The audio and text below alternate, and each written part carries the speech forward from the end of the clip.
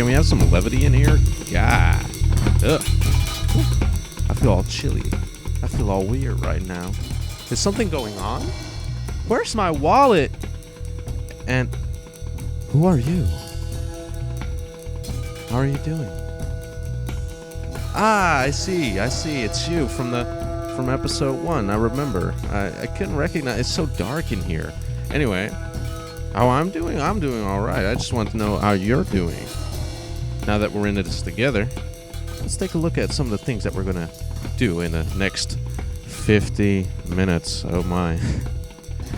Whew. Well, you've seen it. It's Lucidiyya episode 2, and we are going to do exactly that, which the title says, farms and groves. And if you're looking at the screen, you're like, hey, this is neither a farm nor a grove, and you're exactly right. We're not going to jump into that straight away. Is that clickbait? I don't know if that qualifies. Probably not, unless there's a farmer French audience out there somewhere. I should look at my statistics for that.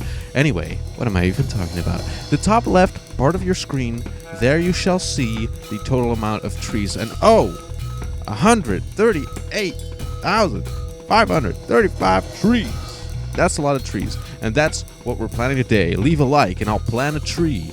I feel like Ecosia today. Oh, man. I am Johnny Appleseed. Fuck off. Right. So, back onto the things that we actually see in the video.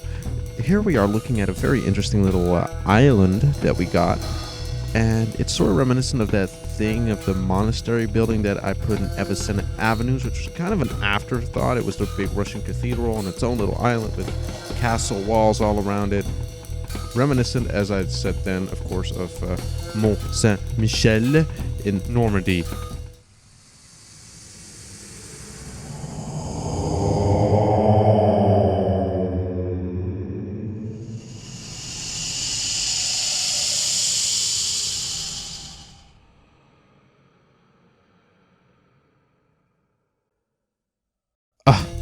Of course, a bit of a cliche, perhaps, but nonetheless breathtaking and romantic. Ooh. And the way I saw it in Avicenna Avenues, it was small. It was small, as I said. It was an afterthought. So I thought, hey, we're making a new city. Let's take that idea. Let's do it bigger. Let's do it better. Let's make it more prominent. You shall be able to see it from the peak of the peninsula. Just a nifty little thought, right? Maybe have boats going in between this little island right here and the peak with the city core and all that. Just interesting backdrop.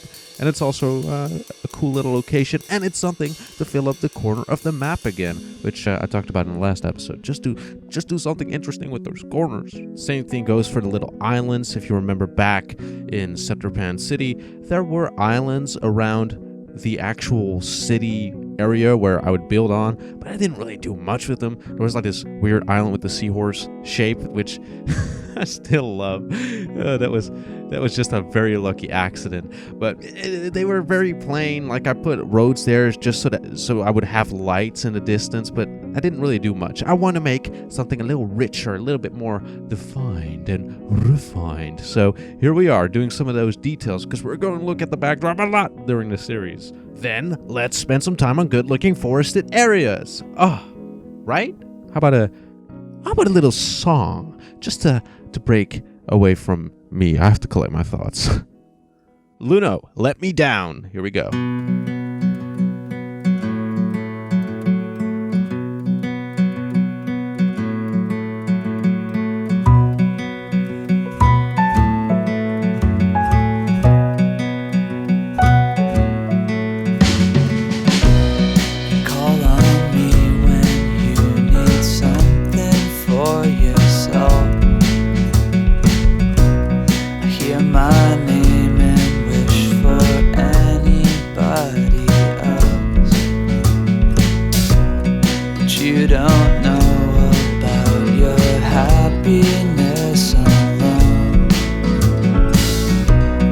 I'm still waiting on a dream that'll never come.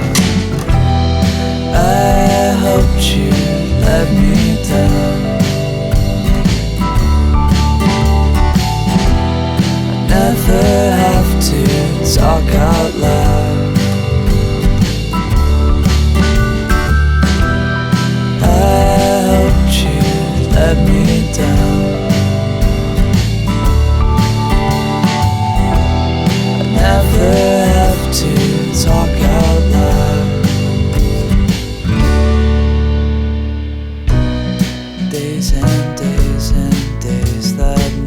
never feel like home. So burn your thoughts and hope that time won't pass too slow. Do you still think about how I became withdrawn? When I found out I could never be what I wanted, I hoped you let me down. I never have to talk out loud. I hoped you let me down. I never have to talk out loud.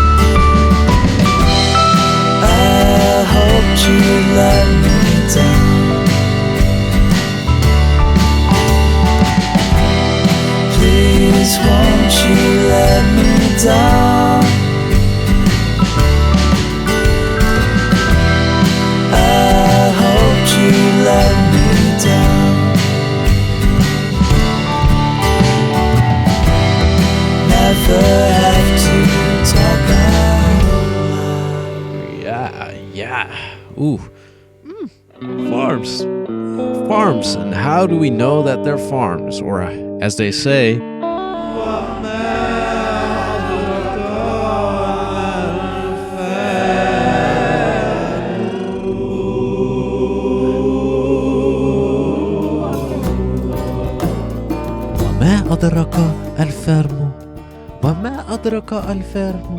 how do you know that they're farms? Well, obviously, we have these stones all around here delineating the separate plots. Of course, beautifully hugged by these trees all around and pathways in between. If you remember back from the 51st episode of Sutter Pan City, was the Westerlands episode. I also did farms, but it was a bit more akin to window dressing. There wasn't really much to it, not a lot of detail, not even roads. I mean, here I want to put roads down, but instead of starting with the roads and planning the farms around those roads, I started with the PLT, the prop line tool, which I talked about in the last episode. Fantastic tool to put down all of these poplar trees and make it more freeform. Because I thought the danger was, if I started with the roads, I'm gonna quickly descend into the idea of grids, and I hate grids. You know, grids, they're fun, they're good, they're efficient, but they're not very fun to look at. And I wanted to preserve a little bit of that natural geography that we created way back in the first episode and play with it a little bit by using the farms to demarcate, that's the right word that I'm looking for, the natural quirks of the landscape, and just kind of add to it so that it's not just an enormous field with different squares of different colors that are separated by rather shallow lines of poplar trees. Let's not do that. I mean, that's what you see sometimes in the real world, but here on Lusidiyya, the main peak of the peninsular, those fields are not going to work. Those fields be way too small. There's probably somewhat of a dense urban area, very old. People already had their old ground, maybe it was separated by their sons. How come I didn't get a field, Dad? Okay, you get an annoying little piece of land that nobody wanted. Something like that. Just something a little bit more organic, something that's not as modern looking with a corporation that's already bought out all of the farmers, has all of their land in a great abundance, and says, okay, we have wheat, let's put that over there. We have these guavas, let's put those over there. And then this entire field just gets put down into these very nicely sectionated, efficient farms. And that's great for mass production in the modern era, but that's not what we're doing. You were here last episode. Lucidiyya has to feel old, authentic, developing from these old farms into a commercial hub, and later, through modernity, emerge from its humble beginnings into the Lucidiyya city core. Hallelujah! وما أدرك الفرم, with a couple of crops growing. That's what I call the double entendre of the organic city.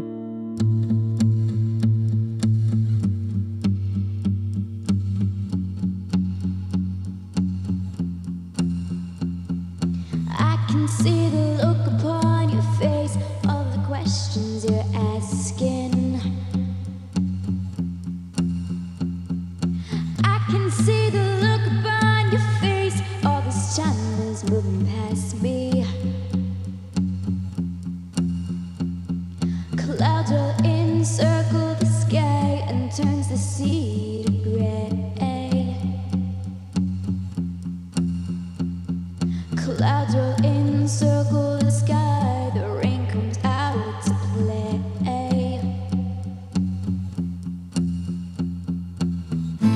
You never knew me one bit. Oh baby, please admit it. It's your imagination. This ain't no realization. Daydreams float around your head. The man you knew is gone and dead. Well, just admit it to me. Look into my eyes and you'll see you never knew me at all.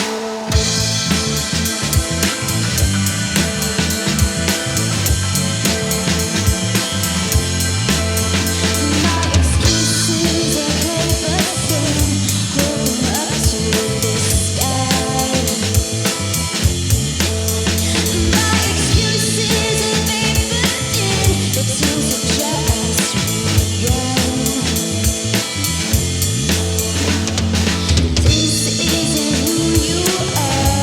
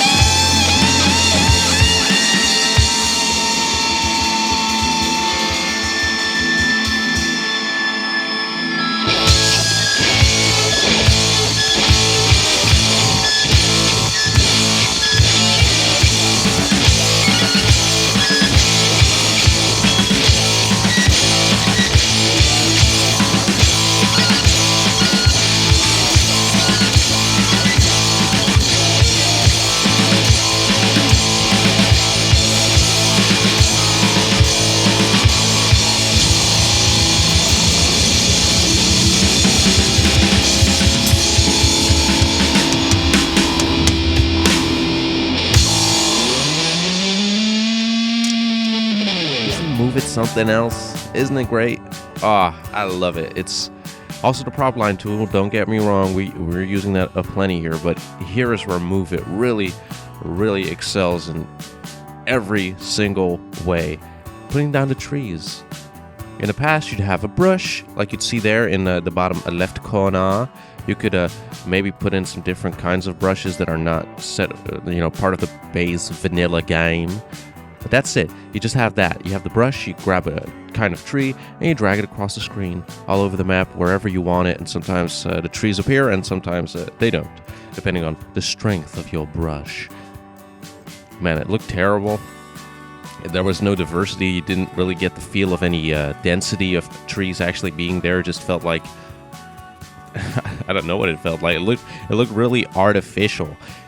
And then Move It came out, and Flux used this technique as well. Everybody uses this technique now. I don't know who actually came up with it, but it's a fantastic way to create a dense kind of forested area by putting down trees of a different kind of variety in a small little patch, different kinds of trees, make it feel kind of intricate, naturalistic, whatever you will, and just molding it in just the right way.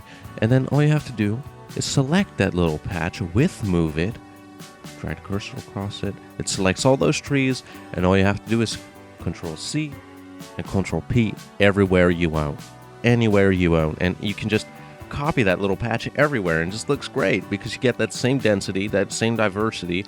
And if you use tree rotation, which I use, it all looks a little different because in the past all the trees were oriented the same way, but this time they're all turned around. And if you drag the delete cursor over the patches that you distributed everywhere, then you can remove some of the patches that look a little bit samey, and you have suddenly a forest, or at least somewhat of a dense treed and bushied, are those words, area that just, it feels so much better than the old way with the brush. It looks so much better. Man, Move It's just a fantastic tool for this. And the prop line tool works great for farms, as you see right here. Just select a kind of crop, as you will, even though I also just use trees that don't really have any fruit, but it's all for the illusion. It's all for the sake of illusion. You just select that, you make a little line, you can even make a curved line, you select the density, how many trees do you want to have per meter, and it just puts it all down. And what's so great about that is it really gives a sense of scale. The problem that I had with Subterpancity is that I never really knew where everything was going. I never really knew how big an area actually was until I started putting down roads. But with this, I kind of get that human scale because I don't really have to do guesswork. I can actually see the trees. I can see buildings, which you can now put down in the map itself. It's just, it's so much better than the old way where you only could put buildings down in the actual game. Now you have these props. So much better. This game just keeps improving. I'm really curious to see what will happen in a couple of years. Man, did I just really talk about trees for 3 minutes?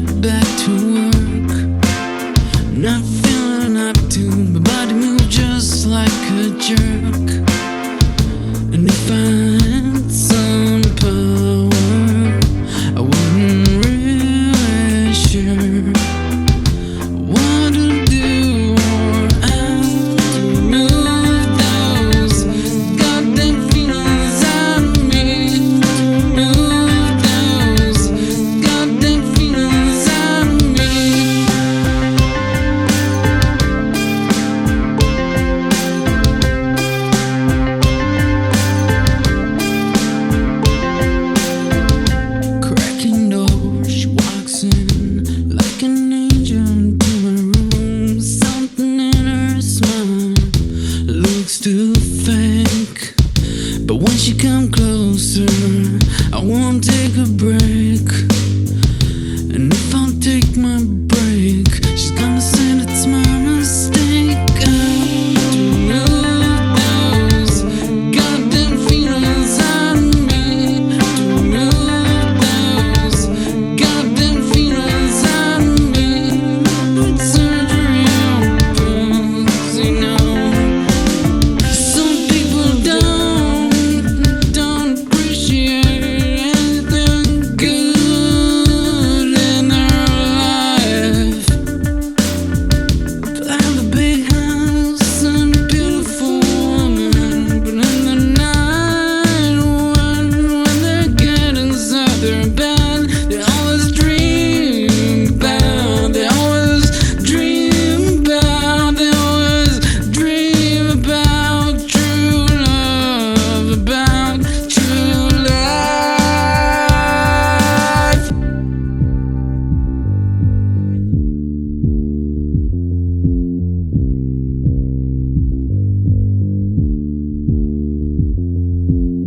Just take them for good. Just take them for good. Just take them for good. Remove those goddamn feelings out of me. To remove those goddamn feelings out of me. Surgery opens. You know how it feels. You know how it feels. Yeah. Remove those goddamn feelings out of me. To remove those goddamn feelings out of me. Surgery opens. You know how it feels. You know how it feels. Yeah. There we go. The Central Highway. One thing that I'm not going to do is connecting that highway all the way down the Lusidiyya city core, because that's where you put those farms. See, if I had taken the approach of coming up with a road network before those farms, I feel like I would have built around the highway, which I don't think is realistic in an, you heard it, a developing city. Because you're not going to have a highway if you don't have any cars. First, you're going to have farms and little carriage and wagons and maybe some trails that lead off into the hinterlands behind those mountains. But you're not going to have a highway. Not necessarily, or not in the sense that we mean it today. So, once we get to the city core, that's when we'll start implementing some kind of a highway system. But I don't want the highway to dominate the entire cityscape by being the first thing that was ever put down, and then in my mind I would have to build around it, and I wouldn't really move the highway all that much anymore because it's such a vital lifeline of the city. I don't want that, you know? It's kind of like the difference between, let's say, Avicenna Al-Jahhiz and Setrapan South. Al-Jahhiz had this major highway going through it, which was presumably built way before there was actually an expansion there of the city, because, well, it's one of the ways to enter Setrapan city proper in a relatively easy manner. But, you know, the area was non-arable because it was the salt pan, the very namesake of Setrapan city. So later on, when the expansion came, people built around that highway. But Setrapan South, on the other hand, didn't have any kind of road connection, and Setrapan city proper only had the four-leaf clover kind of highway on-ramp, off-ramp system just to connect to the highway, which I knew I was going to build in a little cornered-off area of that Setrapan city proper region. So what you'd see in the Setrapan, and I don't mean to harp on Setrapan city because it's been a while, but what you'd see there is that instead of having a highway go all the way through the city, you'd actually have roads, albeit 6-lane roads, but still roads on which technically there could be buildings on the very side, although maybe not both sides. Either way, there was a bit of a mix going on between different kinds of roads, which is going to be massively improved in this series because now I got the network extensions project too. So that's going to change up the things a little bit, which is a difference in approach than just starting with the highway and then building a road network around it.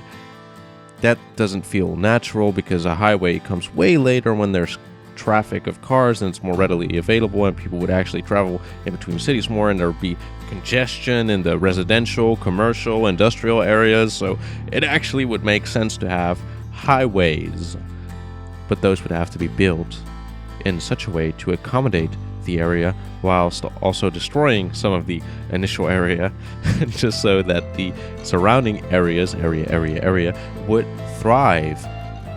Highways as a logical consequence of development through time, which explains the very reason why we would have those dense highways that don't connect to any other part of the road network except for the on and off ramps here on the edges of the map. Right? Because there's nothing there. But you would not see that in a city core because there's a city core there. You don't want to disrupt it with a highway. So instead, we're going to use 6-lane roads, and with the network extensions project, we can even use 8-lane roads. Ooh, spicy. You know, it's all about choke points. I'm not really sure where the choke points are going to be, although I have a bit of an idea. Let's figure out where the game spontaneously puts those bottlenecks, where everybody's trying to go to the same location, try to leave the same location, and the entire area is just congested, filled to the brim with cars and traffic jams, etc., etc. Let's put a highway there when the error or the problem arises, wherever that problem arises. See, it's a different kind of approach, but that's sort of kind of where I'm going with all of this. With the quote-unquote civilization that arises somewhere, people build buildings, the population grows, so we probably need more roads to connect the people with each other, and later on you get cars, and it'd be easier if we had roads, so let's put those roads in after the fact, and then when there's so many cars, kind of like a population boom, but then in the sense of cars, let's expand those roads into highways. What's up with my S's and Z's today? Terrible. My voice. Anyway, the idea is that the city advances, matures over time to meet the demands of the current times, to create solutions that arise naturally, so that it isn't a planned city, but a maturing city. Wow.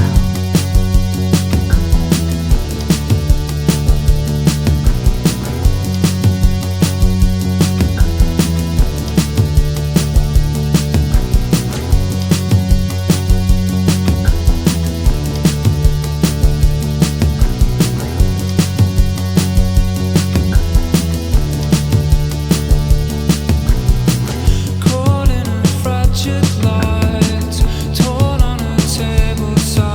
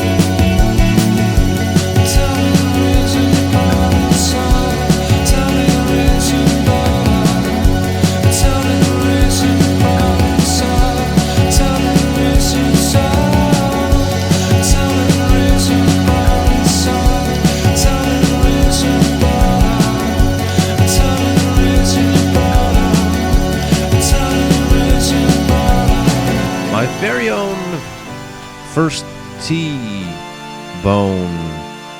split intersection. Is that what it's called? Man, I'm not a gargantuan fanatic about creating highway intersections because I find them to be very finicky and overall pretty difficult to do. I have to compartmentalize all the different on and off ramps and all that, and then have it look good and make sure that cars don't slow down in the wrong parts and all that. But of course I want to put the T intersection right there on a curved road, so I had to do it myself. But it was pretty fun. It did take a lot of time though. It did take quite a bit of time. But all is well. We're going to do a little bit of rock work to improve the scenery, some foliage. It's gonna be therapy sweet. Sprucing it all up with those sakura cherry blossom trees. I don't speak Japanese. I prefer a Middle Eastern tinge, but man, I love wetlands and I love coastal cities. So man, sand gets so boring, doesn't it? We want to make it a little bit more diverse, and let's stay away from stereotypes and create a utopian cosmopolitan metropolis of some sort. To be fair, I just like those trees. They're interesting. Now we're moving closer and closer down to a newer part of the city, at least conceptually. It's younger than other parts of the city once we get there. It's on the southern or eastern side of it depends on how you look at it. I would just say that it's located, generally designated, on the right-hand side of the river bank. And because it's conceptually younger than the rest of the city, I kind of reversed the design of farms by starting with the roads and then doing the farms. Wow. Just before I get the comments saying, hey, where you spent like 3 to 6 minutes talking about how you're going to do the farm. That's why. And I just want to keep those roads in mind while I'm building the city and slowly upgrade them, at least somewhat. Once we get to that city area, that we upgrade them and make them into proper city blocks on those old fundamental roads. Oh boy. Really, if you think about it, there's something weird going on with the whole conceptually younger, older kind of thing, because the map right now is really just everything that I'm capable of doing in the map creator, which means that there's this weird limbo between everything that's supposedly modern and current as I'm going to build it in the actual episodes and the things that I'm able to do here in the map creation, which is the basically the groundwork, the blueprints for how districts will evolve later.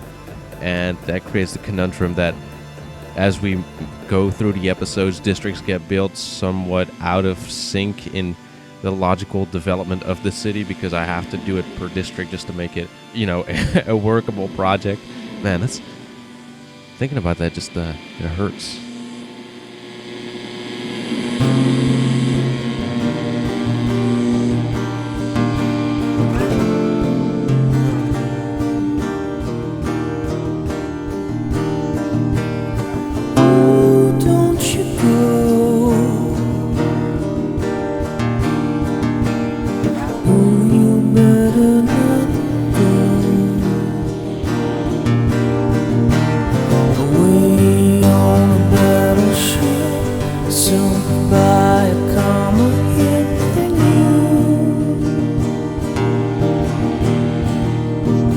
Come back digging graves.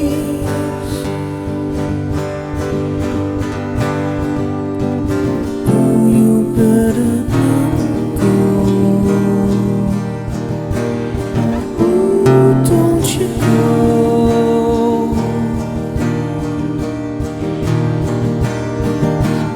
Away like a microchip, rusted and emotionless.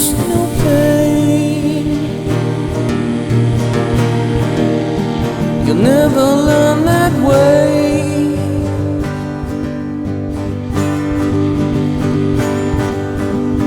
Caught me spying on myself.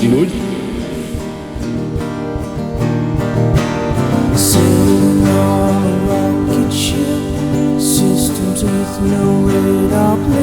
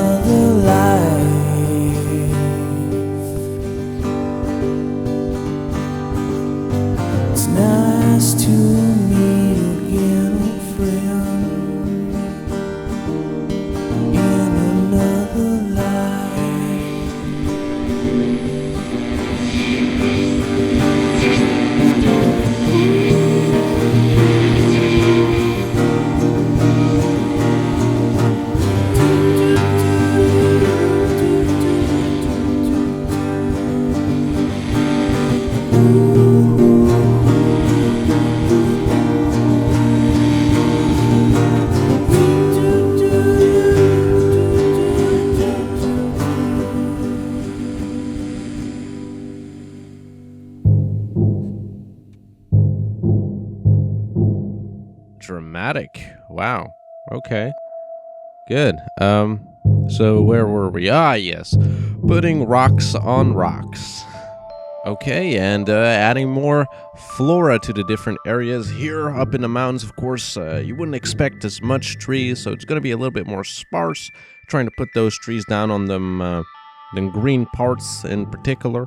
And all of the edges of the mountain, I'm trying to kind of give a hint of the oil resource, because what you see with the oil resource is that it creates this kind of flaky, earthy texture, kind of similar to the rocks, and it really works well to blend in the mountain wall kind of texture with the grass on the flatter parts of the mountain, which together creates a lovely little blend, and hopefully isn't too obvious or too breaking with immersion.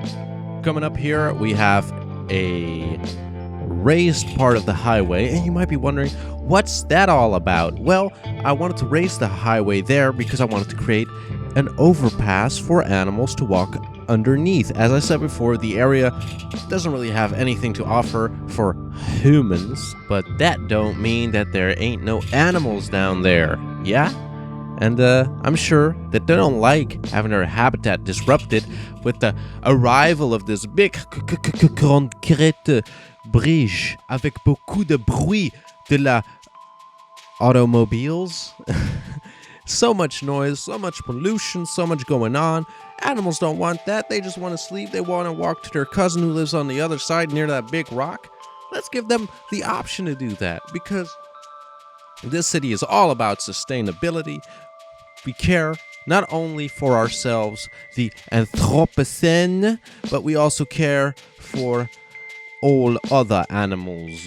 So let's give them something. Let's give them something to safeguard them in this traffic situation by giving them a little Unterführung, so they can walk from the one side to the other side. No questions asked, and nobody's bothered, and there's not entrails of 15 different kinds of goose, mice, and geese, and moose, and who knows what else. Right? Moving on. Here we have an interesting little jebel, an interesting little mountain. Why am I talking in 15 different languages? I don't know. Sparsely, might I add. Sandwiches. Here we have an interesting little mountain that I really wanted to make unique in its own little way by slapping all sorts of rocks on that putain and giving it that glow of the gray, and then finishing it off with that beautiful touch of pink of the sakura cherry blossom trees, giving it a little bit of a little bit of a shadow by adding some greens in there. Of course, there are contrary colors, complete polar opposites, negatives of one another, green and pink, with a little bit of gray on a goldenish, reddish mountain. Beautiful. Just something interesting to look at, and again, do something with the edges of the map, just to give it a little. It's probably a reason why nobody wanted to expand the city here, because it's such a beautiful site of nature, quote unquote, which has to be maintained. Another part of the edge of the map, the southern or western part, depending. It's the opposite part of the peak where we are now at, and we're adding a little bit of a crevasse-like area. So really rigid, rocky, ridgy mountains that extend from the crest of the mountain, that big tectonic shift thing where everything crunched together, creates this little bit of a strait between the mountain and this thing right here, this tiny island that you can't do anything with, and it breaks the monotony of just having an endless sea coast that you get to look at, and you're just like, well, ain't that blue fog something else? No, it's not. Let's put something there that's not too obtrusive, obstructing your sight in such an obtuse manner. There's so many different ways of saying these things in English. English is a fantastic language, isn't it? Ah, man. keep using that move it tool to its full capacity, although I'm sure you can do many more things with it. Now moving on to the western or northern... my. It is on the other bank of the other part of the other river. Oh my. It's the big flat part. I thought it was big. I thought it was flat. I thought it was boring. So what are we going to do here? We're going to put a giant crack in the floor of this thing. It's just going to be a huge crack, a huge canyon, just to give it a little bit more character right in this area instead of having a big, flat, empty field where technically the city could have expanded to, but alas, now there's a giant crack in the way and you can't do anything with it. Except for taking beautiful pictures, and it's a great tourist trap, and I'm sure people jumped down it and died. What am I saying? I got back in range of my first desire, and all my dreams have caught on fire. Cutting the leashes off of all the beasts, and I knocked down all the outermost walls to free the wild children, so I can watch him take off into that twilight horizon, find what's been lost and left in the plots of the shimmering saints.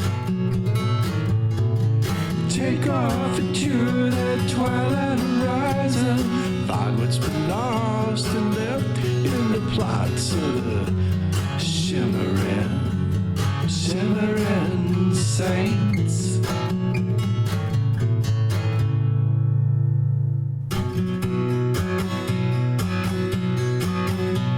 I'm built for these hills and the waters that cut them clean. And if duty were to ever take me far away, I've got the maps wired into my dreams, and the songs of the beasts and the wild children light up every step of the way. So I can take off into that twilight horizon, find what's been lost and left in the plots of the shimmering saints. Take off into that twilight horizon, find what's been lost and left in the plots of the shimmering saints.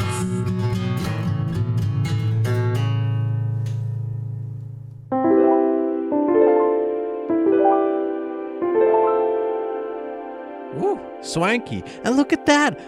Here come my second and third T-bone intersection highway split crossings. Yeah. Woo.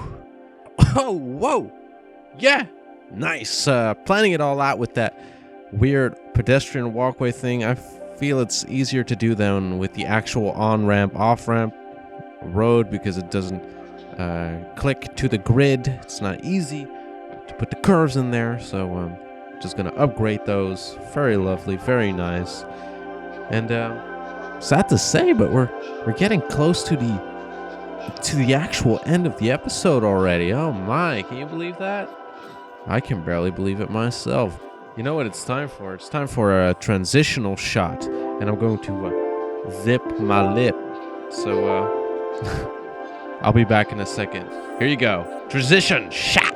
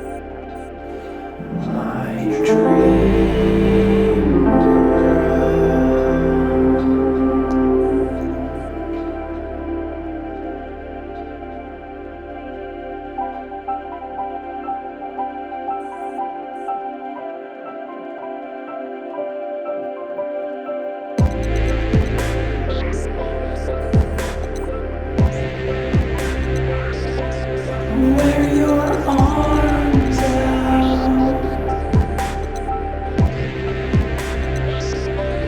Tuck your sleeves in. Or should we begin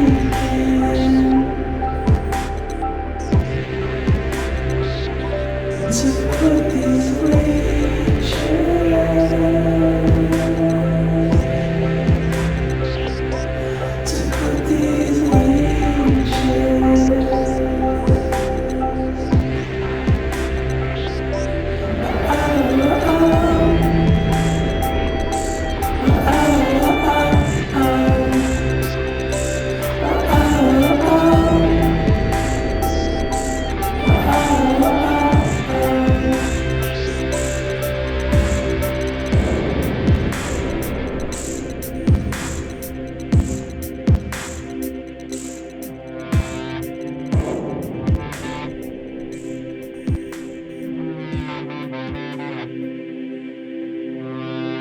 Thus concludes episode 2 of Lusidiyya. Of course, next week, episode 3, I promised that we'd start on the city district, but then I was looking through the files. I was like, where's me creating the seabed and all that? And then I found 30 more minutes of map creation. So that's what we're doing next week. I'm sorry about that. Leave an angry comment or skip to episode 4 once it's finally out. Thank you for watching and stay hydrated.